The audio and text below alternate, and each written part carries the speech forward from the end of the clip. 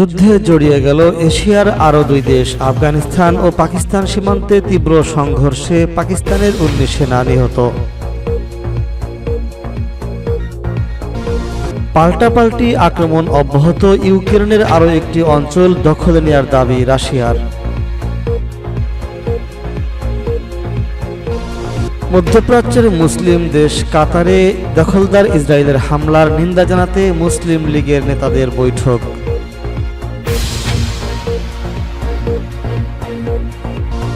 পশ্চিমাদের উদ্বেগ বাড়িয়ে পারমাণবিক এবং সামরিক শক্তি বৃদ্ধির ঘোষণা উত্তর কোরিয়ার। এবং সর্বশেষ থাকবে ইসরায়েলি লক্ষ্যবস্তুতে ক্ষেপণাস্ত্র হামলা চালিয়ে যা জানালো হুতি আনসারুল্লাহ আন্দোলন। শুনছিলেন সংবাদ শিরোনাম, এখন বিস্তারিত। যুদ্ধে জড়িয়ে গেল আরও দুই দেশ। আফগানিস্তান ও পাকিস্তান সীমান্তে তীব্র সংঘর্ষে পাকিস্তানের 19 সেনা নিহত।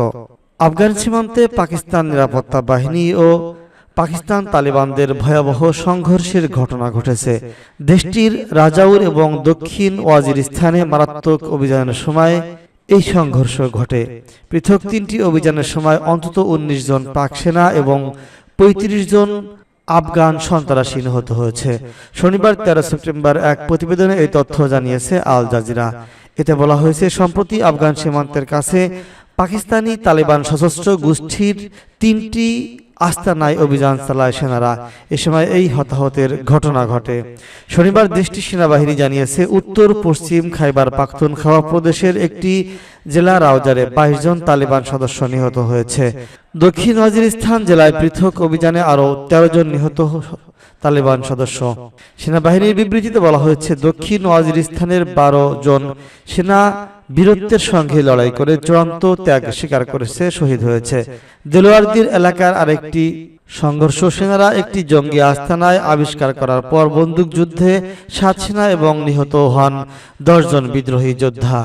এদিকে তেহরিকি তালেবান টিটিপি পাকিস্তান তালেবান সামাজিক যোগাযোগ মাধ্যমে এক বার্তায় হামলার দায় স্বীকার করেছে।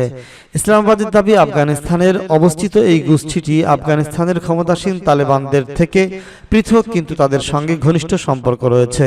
ইসলামাবাদের অভিযোগ, পাকিস্তান তালেবান আফগানিস্তানের মাটি ব্যবহার করে পাকিস্তানে হামলা চালায়। এজন্য পাক সেনাবাহিনী কাবুলের তালেবান সরকারকে তার দায়িত্ব পালন করতে এবং পাকিস্তানের বিরুদ্ধে সন্ত্রাসী কর্মকাণ্ডের জন্য তার মাটি ব্যবহার না করতে দিতে আহ্বান জানিয়েছে। সেনাবাহিনী নিহত যোদ্ধাদের খোয়ারিজ হিসেবে বর্ণনা করেছে পাকিস্তান। এছাড়া ইসলামাবাদের অভিযোগ, তারা তালেবান ভারত মদতপুষ্ট, যদিও তারা অভিযোগের পক্ষে কোনো প্রমাণ দিতে পারেনি। পাল্টাপাল্টি হামলা অব্যাহত, ইউক্রেনের আরও একটি গ্রাম দখলের দাবি রাশিয়ার। রাশিয়া শনিবার জানিয়েছে, তারা ইউক্রেনের মধ্যে দিনিপ্রোভস্ক অঞ্চলের একটি নতুন গ্রাম দখল করেছে। মস্কো বাহিনী জানিয়েছে, তারা জুলাইয়ের শুরুতে সেখানে পৌঁছাইছিল। প্রতিরক্ষা মন্ত্রণালয় জানিয়েছে, তাদের সৈন্যরা দোনেৎস্ক অঞ্চলের সীমান্তের কাছে নোভোমিমোকালাভ গ্রামটি দখল করেছে, যা ছিল সম্মুখ যুদ্ধের কেন্দ্রস্থল।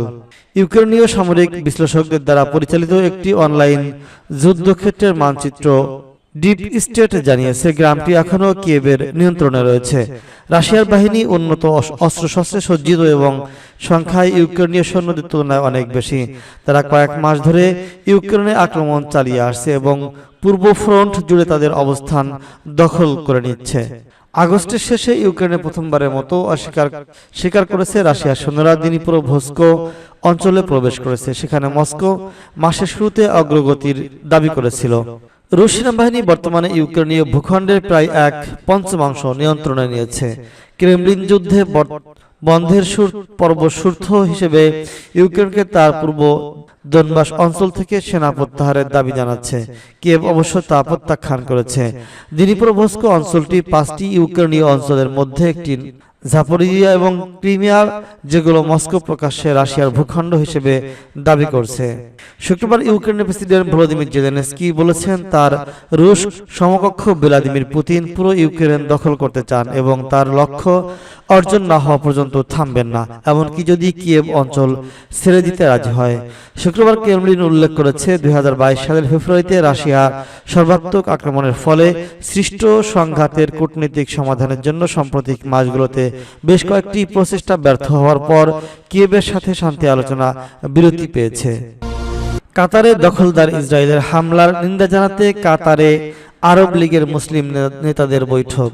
কাতারের দোহায় হামাস কর্মকর্তাদের উপর ইসরায়েলের হামলার নিন্দা জানাতে এবং উপসাগরীয় রাষ্ট্রটির সাথে সংহতি প্রকাশ করতে তারা আরব ও মুসলিম নেতাদের একটি শীর্ষ সম্মেলনের আয়োজন করেছে। শনিবার এই তথ্য জানিয়েছে কাতার।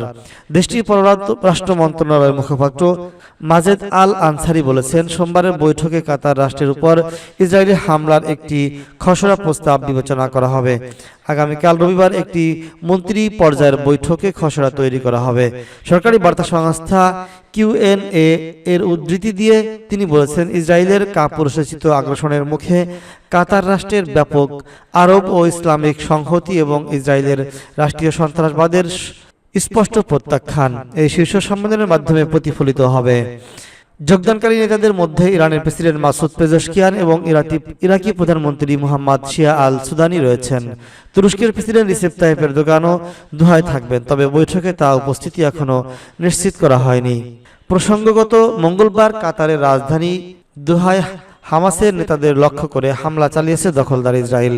এই হামলায় 5 হামাস সদস্য এবং একজন কাতারি নিরাপত্তা কর্মকর্তা নিহত হয়েছেন। এই হামলায় ব্যাপক আন্তর্জাতিক নিন্দা জানানো হয়, যার মধ্যে ইসরায়েলের প্রধান পৃষ্ঠপোষক মার্কিন যুক্তরাষ্ট্রের সাথে মিত্র উপসাগরীয় রাজতন্ত্রগুলো অন্তর্ভুক্ত।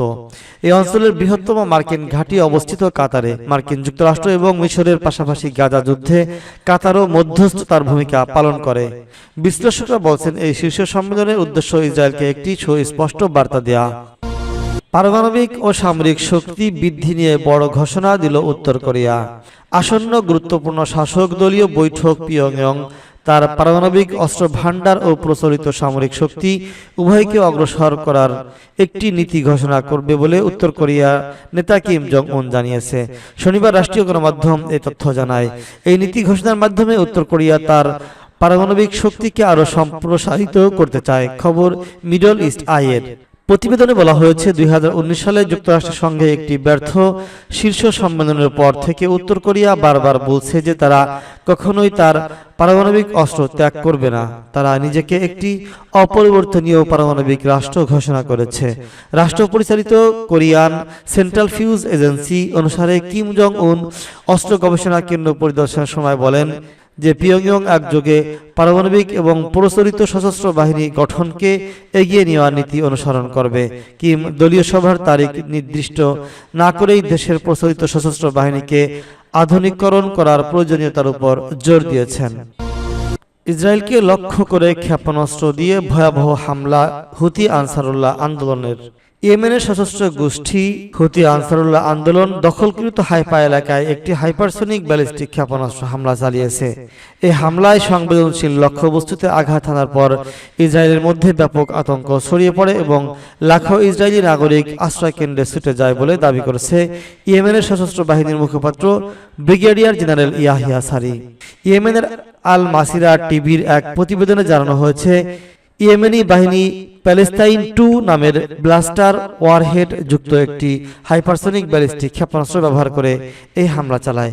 এটি একটি অত্যাধুনিক ক্ষেপণাস্ত্র যা দ্রুতগতি ও লক্ষ্যবস্তু নির্ভুলতায় সক্ষম। ব্রিগেডিয়ার সারি বলেছেন, এই অভিযানের মাধ্যমে ইয়াফার গুরুত্বপূর্ণ সামরিক স্থাপনায় সাফল্যের সঙ্গে আঘাত হানা হয়েছে। লাখো দখলদার আতঙ্কে পড়ে আশ্রয় কেন্দ্রে পালিয়ে যায়।